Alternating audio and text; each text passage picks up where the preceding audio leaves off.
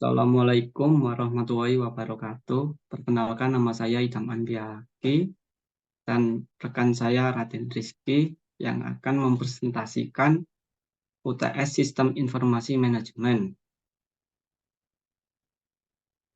Kali ini untuk UTS Sistem Informasi Manajemen, kami akan menjelaskan bagaimana ERP dalam inventory, sales, dan distribution dalam memanfaatkan sistem informasi manajemen. Yang pertama ada inventory. Inventory adalah persediaan untuk sementara sistem manajemen inventaris atau inventory management sistem pengaturan persediaan barang dan berkaitan dengan aktivitas serta informasi logistik. Manfaat sistem inventaris. Yang pertama, menghindari kekurangan bahan. Jika pelanggan datang untuk membeli barang dagangan, kemudian perusahaan tidak mempunyai item tersebut, artinya tidak adanya sistem inventory management yang baik, maka perusahaan akan kehilangan kesempatan untuk memperoleh keuntungan. Untuk menghindari situasi tersebut, perusahaan harus mempunyai persediaan stok barang yang terkontrol dengan cara melakukan restock yang sesuai juga. Yang kedua, meningkatkan pemasaran. Jika perusahaan mempunyai persediaan barang dagangan yang lengkap, maka calon pelanggan akan terkesan dengan kelengkapan barang dagangan yang Anda tawarkan. Reputasi perusahaan bisa meningkat. Di samping itu, jika perusahaan selalu mampu memenuhi keinginan pelanggan pada saat dibutuhkan, maka kepuasan pelanggan semakin baik dan perusahaan semakin untung. Yang ketiga, meningkatkan pelayanan. Pelanggan tidak hanya meminta kecepatan pengantaran, tetapi juga ketepatan dan kepercayaan.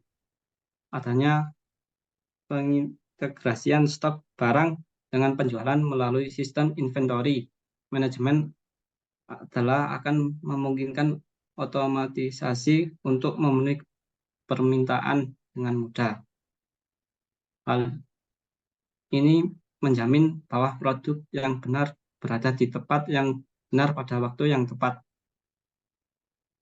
Perusahaan akan dapat merespon permintaan pelanggan secara cepat karena otomatis akan selalu terhubung dengan adanya persediaan item di gudang maupun di toko. Yang keempat, kontrol persediaan dan ambil keputusan. Sistem inventory management memungkinkan adanya fleksibilitas dan distribusi dan penyimpanan barang-barang secara menyeluruh sehingga adalah kemungkinan perusahaan untuk memantau dan mengontrol persediaan sesuai dengan bisnis mereka.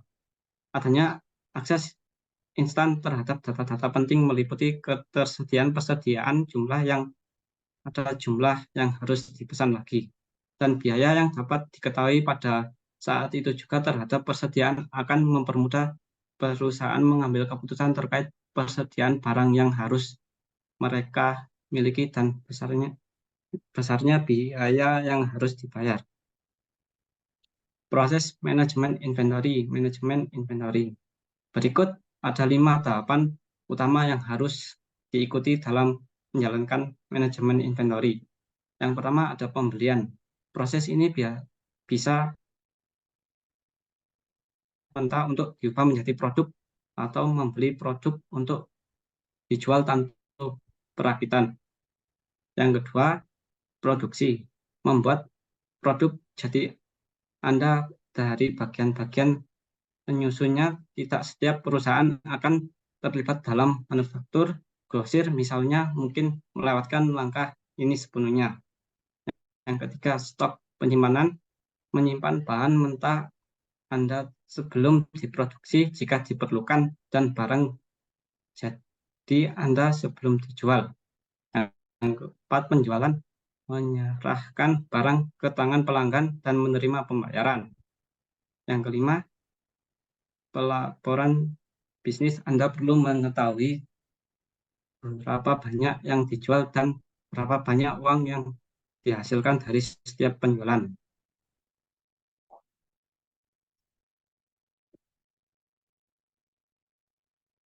Selanjutnya adalah bagaimana sebuah organisasi atau perusahaan dapat memanfaatkan sistem informasi manajemen dalam mengelola inventory.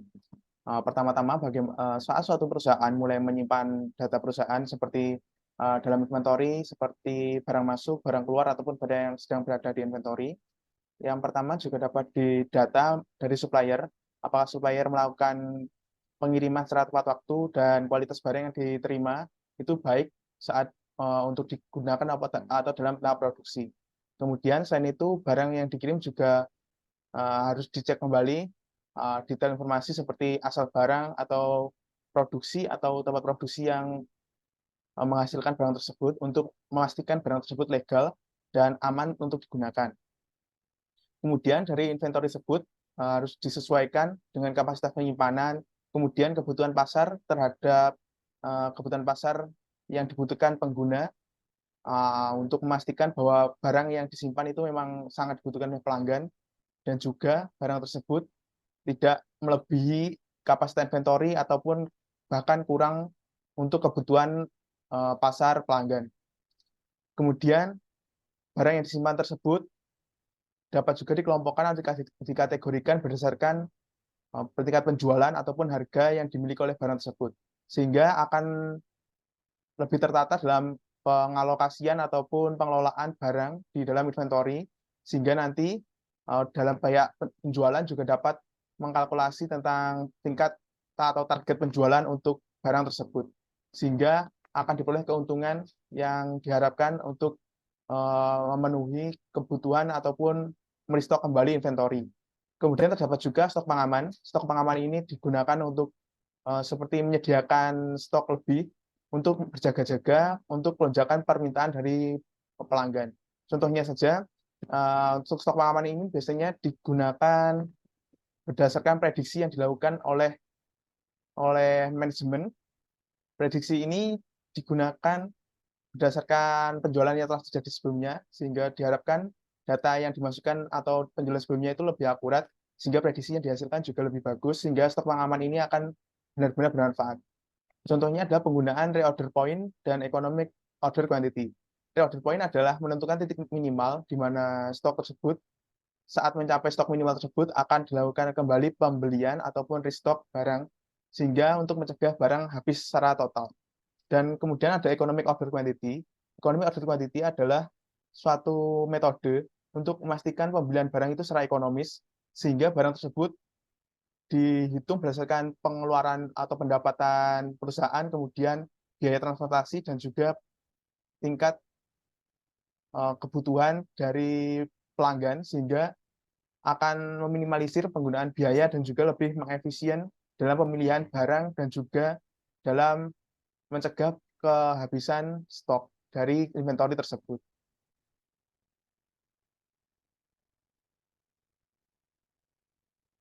Yang kedua ada sales. Sales adalah proses menjual produk atau layanan kepada pelanggan dengan tujuan untuk mendapatkan pendapatan bagi perusahaan.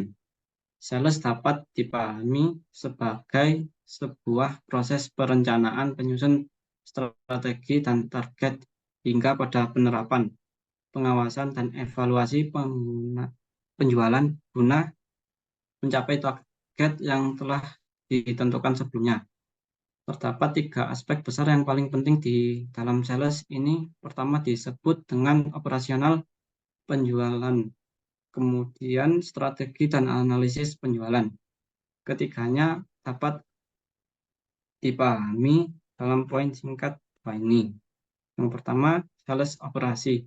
Aspek pertama adalah sales operasi atau operasional penjualan. Bagian ini akan mengolah tim penjualan sesuai dengan kemampuan yang dimiliki. Titik berat peran akan dijalankan oleh bagian manajer guna mengetahui kapasitas stafnya dan mengoptimalkannya di setiap sisi penjualan. Selain memberikan tugas untuk setiap staf penjualan, manajer juga akan bertanggung jawab untuk membangun tim yang solid. Pelatihan dan mengembangkan skill wajib dilakukan agar performa yang diberikan terus meningkat dari waktu ke waktu. Yang kedua, sales strategi.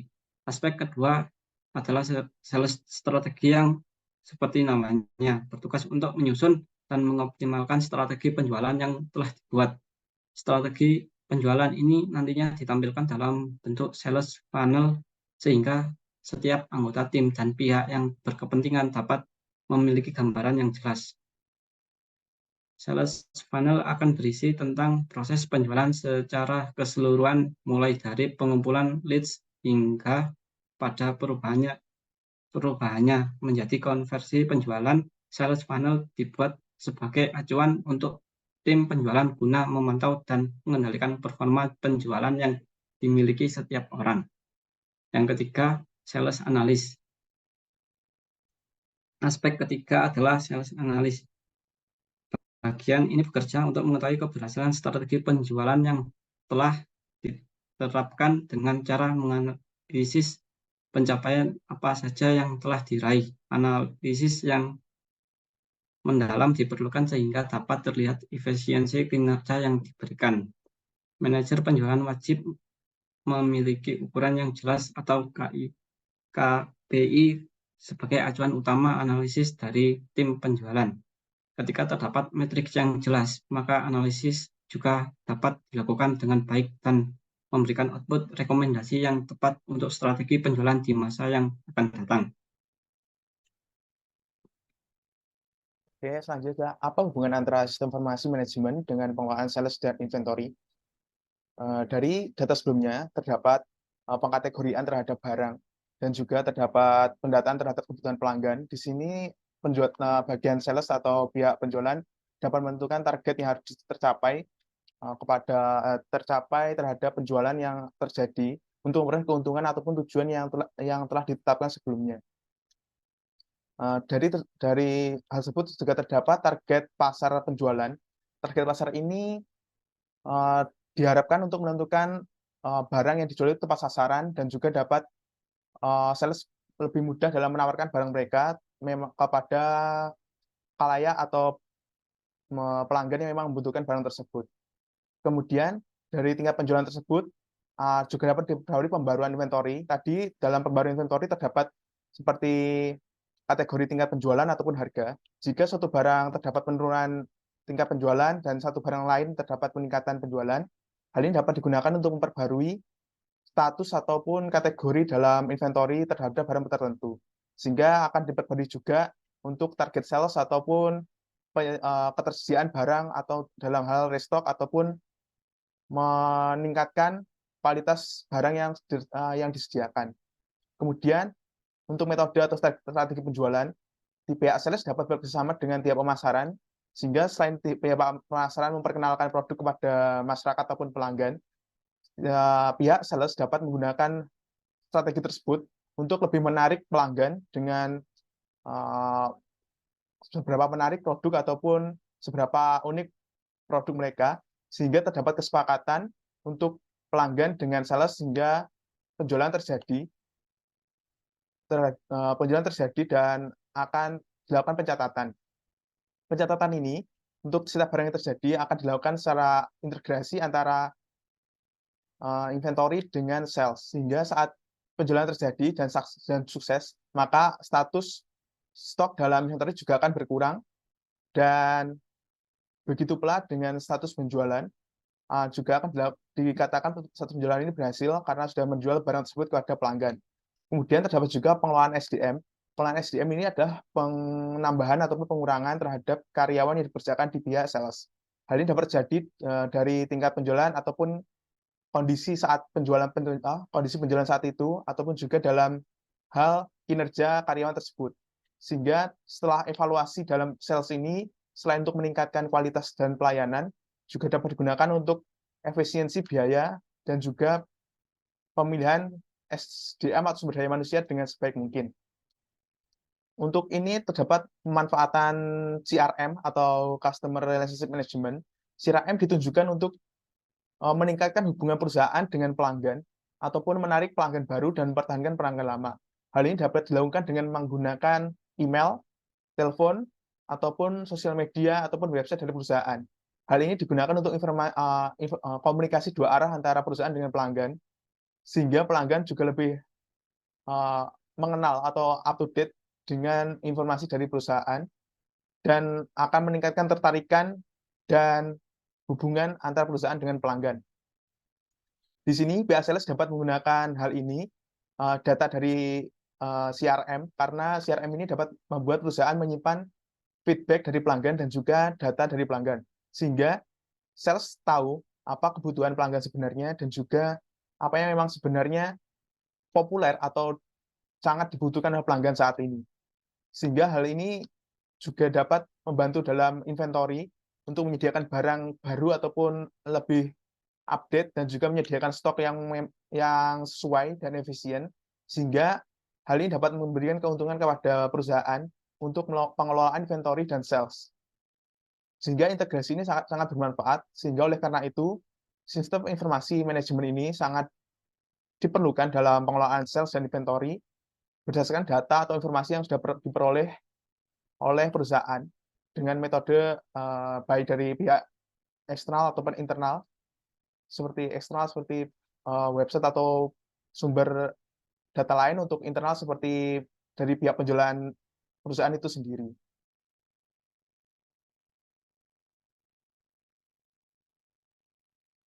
Ketiga, ada distribusi. Distribusi adalah proses merujuk pada kegiatan dan proses pengiriman produk atau layanan dari produsen atau pemasok ke pelanggan akhir. Distribusi merupakan bagian integral dari setiap bisnis yang berfungsi, baik yang menjual produk fisik, meskipun pengiriman barang yang sebenarnya mengambil peran sentral dalam proses tersebut. Manajemen distribusi mencakup banyak proses lain yang mendukung pengiriman tepat waktu dan hemat biaya. Yang pertama, aspek manajemen distribusi. Seperti yang telah disebutkan, manajemen distribusi mencakup banyak proses yang diperlukan untuk mengatur pengiriman barang yang tepat waktu kepada pelanggan. Beberapa komponen kunci tersebut adalah yang pertama, penyimpanan dan pergudangan, jumlah lokasi dan ukuran gudang yang optimal, kondisi penyimpanan, peralatan, penanganan material. Yang kedua, manajemen persediaan. Apa yang harus disimpan, berapa banyak, dan di mana untuk memastikan waktu tunggu minimal dan kepuasan pelanggan yang tinggi. Pengemasan dan monetisasi beberapa unit beban, bagaimana mengemas barang dan peralatan apa yang digunakan. Yang keempat, transportasi. Model transportasi, apa yang digunakan, siapa yang mengantarkan, dan kapan. Berapa banyak yang harus dibawa oleh setiap kendaraan dan rute apa yang digunakan. Yang kelima, informasi dan kontrol. Menyebabkan prosedur kontrol peramalan untuk merencanakan pengiriman sistem apa yang digunakan. Melihat distribusi melalui fungsi-fungsi ini, dan tidak hanya sebagai proses bongkar muat, memberikan manajer kesempatan untuk melihat perusahaan mereka sebagai satu kesatuan yang terintegrasi dan bertindak secara sistematis untuk meningkatkan tingkat layanan operasi serta efisiensi biaya. Faktor-faktor yang mempengaruhi manajemen distribusi. Berbagai hal akan mempengaruhi manajemen distribusi, di antaranya 5 yang paling umum adalah sebagai berikut. Yang pertama, produk mudah rusak. Jika ada barang atau produk yang mudah rusak, maka waktu dan usaha sangat penting untuk menghindari segala jenis kerugian. Yang kedua, kebiasaan pembelian pembeli. Banyak puncak dan palung saat rutinitas pembelian dapat mempengaruhi pola tertentu dalam distribusi, dan karenanya mungkin bervariasi dalam banyak kebutuhan distribusi yang biasanya dapat diprediksi. Persyaratan pembeli, misalnya perubahan dalam kesepakatan pengecer atau produsen manapun tepat pada waktunya yang akan diminta oleh inventaris bisnis.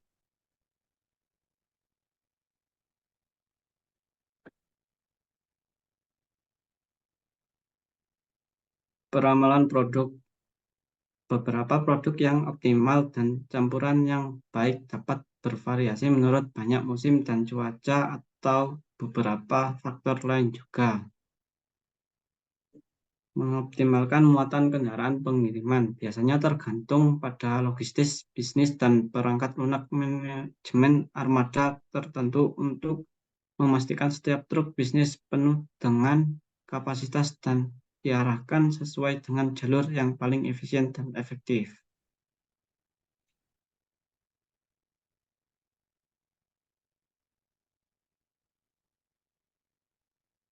Eh,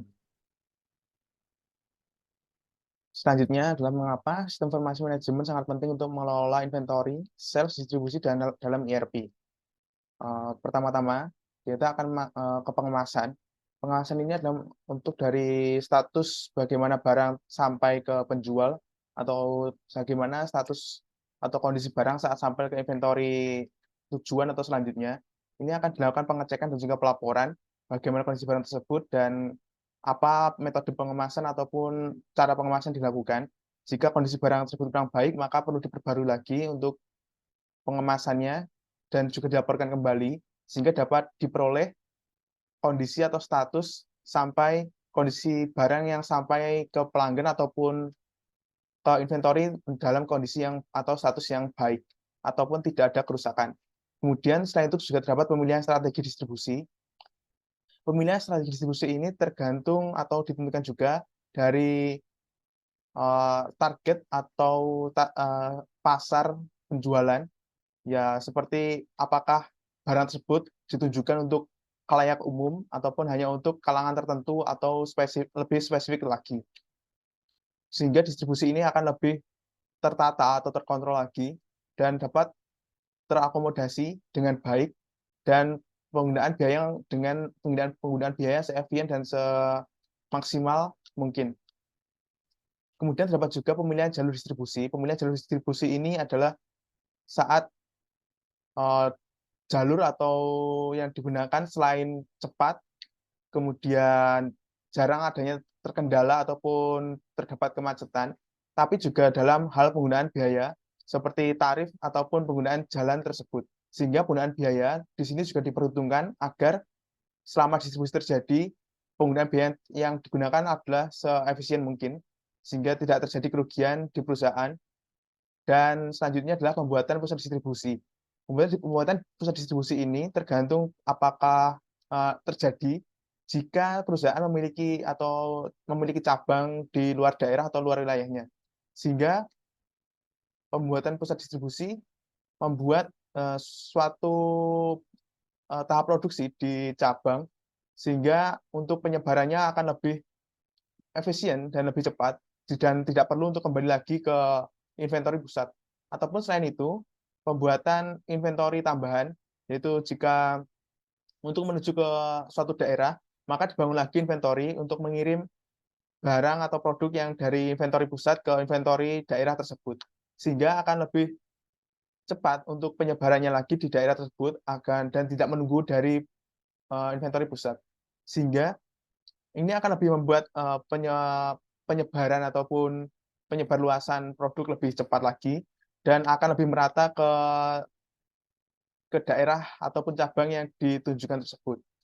Kemudian lokasi inventory tersebut juga akan juga ditentukan lagi apakah lokasi yang dipilih itu memang strategis sehingga mudah diakses dan dapat dengan mudah untuk menyebarkan ataupun mengakomodasi segala distribusi yang ada. Dan dari sini ERP digunakan, yaitu dengan mengintegrasi antara inventory, sales, dan distribusi. Dengan integrasi ini akan lebih mudah dalam mengupdate data dengan contohnya adalah saat sales berhasil menjual dan distribusi berhasil mengirimkan barang tersebut ke inventory lain atau ke pelanggan, maka status stok dari inventory juga akan ikut berkurang. Ataupun seperti tadi, yaitu adalah sales melakukan penjualan, dan penjualan tersebut akan mempengaruhi tingkat penjualan dari suatu barang. Dan tingkat penjualan ini akan dimanfaatkan untuk pengkategorian ataupun pengelompokan di dalam inventory berdasarkan tingkat penjualan dan juga harga barang tersebut. Sehingga pembaruan ini akan lebih cepat dan uh, lebih menghemat biaya dan juga tenaga, sehingga pengambilan keputusan dan juga analisa akan dapat dilakukan dengan lebih cepat, dikarenakan tidak perlu untuk melakukan pendataan dan melakukan integrasi selama satu persatu. Karena dalam ERP ini integrasi akan dilakukan secara bersamaan atau secara real time, sehingga pembaruan data dan juga pelaporan juga dapat dilaksanakan dengan lebih cepat. Sehingga dari sini kita dapat tahu bahwa dalam ERP di bagian inventory, sales, dan distribusi sangat memerlukan ataupun dalam hal ini sistem informasi manajemen sangat penting karena data dan informasi yang digunakan itu akan membuat perkembangan ataupun ketahanan dari suatu perusahaan lebih terjamin lagi dan membuat eee, perusahaan mencapai keuntungan ataupun mencapai tujuan yang telah ditetapkan sebelumnya.